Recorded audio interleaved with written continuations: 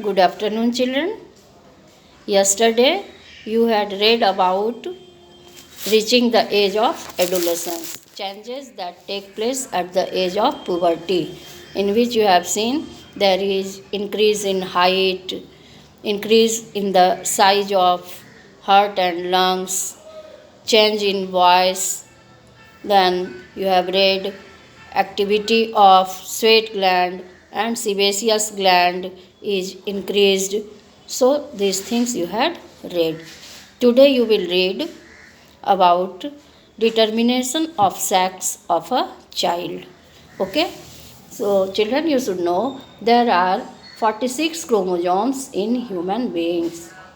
44 chromosomes are called autosomes and last two chromosomes are called sex chromosomes. Okay, for number 45 and 46 chromosome is sex chromosome.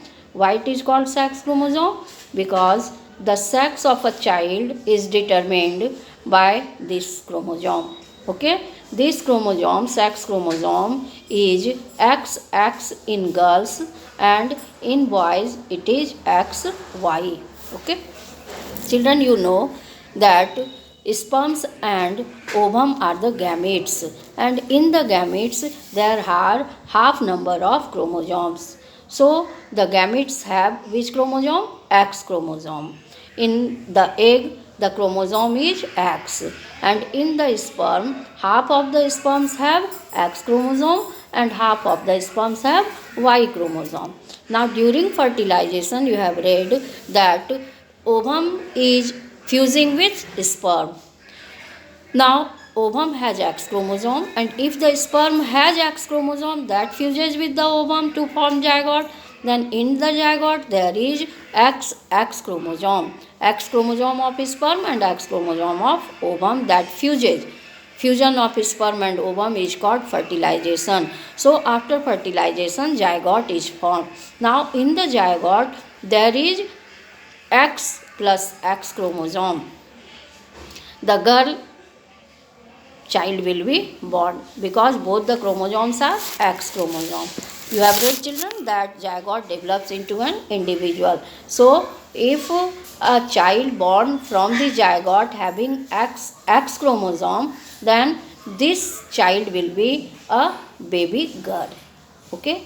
Now during fertilization, if the X chromosome fuses with Y chromosome of sperm, if the ovum is fertilized by the sperm having Y chromosome, then during fertilization this X chromosome is fusing with Y chromosome. So in the zygote there is XY chromosome. Such zygote will develop into a boy child. Okay, so you have seen it is the sex chromosome which determines the sex of a child. And who is responsible for the birth of girl or boy? It is the father who is responsible for the birth of girl or boy, because in the sperm there is either X chromosome or Y chromosome, and determination of sex depends upon X and Y chromosome present in the sperm. Ovum has always X chromosome, so there is no determination of sex of a child from the mother. It is the father who is responsible for the birth of boy or girl. Okay, children? So you have seen how the determination of sex of a child takes place. Now the next topic is endocrine system. All of you should know, children, that the endocrine system consists of endocrine glands. These endocrine glands are called ductless glands because they don't have ducts. Ducts are tube-like, pipe-like structures, and in the endocrine gland there is no duct. Gland is an organ that secretes something. Okay, you know there are two types of glands, exocrine gland and endocrine gland. Exocrine glands secrete their secretion in the duct, like liver. Liver is the largest gland, but endocrine glands do not have ducts. They pour their secretion directly in the bloodstream. Okay, the substance that is produced by the endocrine gland is hormone. Hormones are the chemicals. They are called chemical messengers which control growth, development, and metabolism of the body. Now you should know, children, there are some endocrine glands in our body. In the human being, the most important endocrine gland is pituitary gland. Okay, it is present in the brain. It is also called master gland. Because why it is called master gland? Because it controls the function of other endocrine glands also. So it is called master gland. Okay. This endocrine gland, pituitary gland, is present in the brain. In the brain, there are some other endocrine glands also, like pineal gland, hypothalamus. Pineal gland secretes melatonin hormone, which controls the wake and sleep cycle. So these three hormones, these three glands are present in the brain. These are hypothalamus, pineal, and pituitary gland. Next endocrine gland is present in the neck region, throat, that is called thyroid gland, and it secretes thyroxine. The function of thyroxine is affected by iodine. If iodine is not present in the sufficient amount, then in the neck region there is a swelling that is called goiter, and this goiter happens due to lack of iodine in the diet, because thyroid gland requires iodine for its proper functioning. Okay, so you have seen thyroid gland is present in the neck region, it is present in the throat, and it controls the metabolism of carbohydrates, fats, proteins, etc. Now near the thyroid gland there is parathyroid gland, which controls the metabolism of calcium and phosphorus. Next endocrine gland is present at the top of the kidney, that is called adrenal gland. Okay children, it is also known as emergency gland, because this gland secretes hormone adrenaline. This gland is called fear, fight, and flight gland. Why this gland is called fear, fight, and flight gland? Because when you are scared, suppose if you see a lion, you are scared, that time what to do, what to not, it is decided by the hormone that is secreted by this adrenal gland. During stress condition, or when you are too much excited, at that time also this gland is secreting hormone. Suppose if you see the question paper, then you are a little bit nervous. All these changes are brought about by the production of the hormone that is secreted from adrenal gland. So it is called fear, flight, or fright gland. It is also called emergency gland. Okay. Now you will see children, in the alimentary canal there is presence of pancreas, which is endocrine as well as exocrine gland. Because why it is exocrine? Because it is secreting enzymes which helps in digestion of food. And why it is endocrine?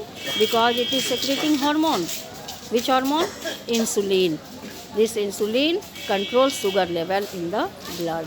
In the deficiency of insulin, disease is taking place that is called diabetes mellitus. Okay children, in which the sugar level rises up in the blood due to less production of insulin. So you have seen insulin is secreted by pancreas. So pancreas is endocrine gland. It is exocrine also because it produces enzymes that help in the digestion of food. Now you will see children that in the boys there is testis, which is also endocrine as well as exocrine, because this testis produces sperm, so it is exocrine. At the same time it produces hormones, testosterone hormone. Okay, so it is endocrine. You have read the function of testosterone in chapter reproduction in animals. Now you will see children, in the female, in the girls, there is ovary, which is also exocrine as well as endocrine gland, because it is producing ovary, is producing ovum. So it is exocrine, and it is endocrine because it is producing hormone. Which hormone? Progesterone and estrogen, which maintains pregnancy in the woman. Okay, so you have seen about the endocrine glands present in the body. Endocrine system consists of endocrine glands. These glands are without ducts because they pour their secretion directly in the bloodstream. There is no duct. So ductless glands are called endocrine glands. Now you will see, children, role of endocrine glands in the metamorphosis of frog and insects. You have read the life cycle of frog, in which you have studied that fertilization and development is external, and the tadpole grows into an adult frog. There is transformation of tadpole into adult, and this transformation requires hormones. This hormone is secreted by thyroid gland, that is thyroxine hormone helps in the transformation of tadpole to adult frog. So there is very important role of thyroxine hormone in metamorphosis of frog. You have read the life cycle of frog. Similarly, you have read the life cycle of silkworm, butterfly. You have seen larva develops into pupa. So these developmental stages also requires hormones which are secreted in the body of insects and help in the larval stage, pupal stage, in all these stages.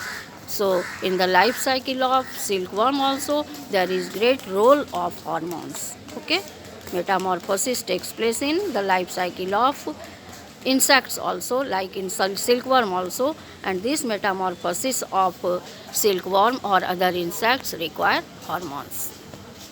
Children, now you will read about the nutritional requirement of an adolescent. You know, children, that from 12 years to 18 years it is the age of adolescence, and during this time children require that balanced diet. They require balanced diet. They require enough quantity of vitamins, minerals, proper amount of carbohydrates, fats, proteins, roughage in their diet. But during this age they like to eat junk food like chowmein, kurkure, Maggi. These junk food do not contain any vitamins or minerals. So they can suffer from many diseases. These diseases are deficiency diseases. They may suffer from cardiovascular disease, means disease of heart, and they may suffer from osteoporosis or bone fracture due to lack of vitamin D in the diet, due to lack of calcium and phosphorus in the diet. They may suffer from osteoporosis, bone fracture, etc.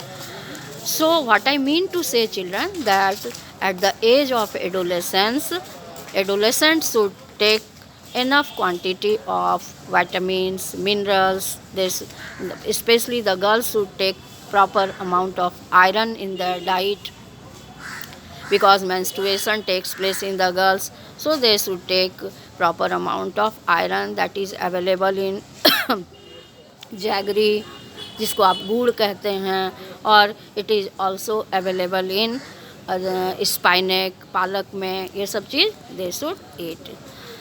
And these adolescents should also take zinc, magnesium, calcium, phosphorus, etc. minerals in their diet.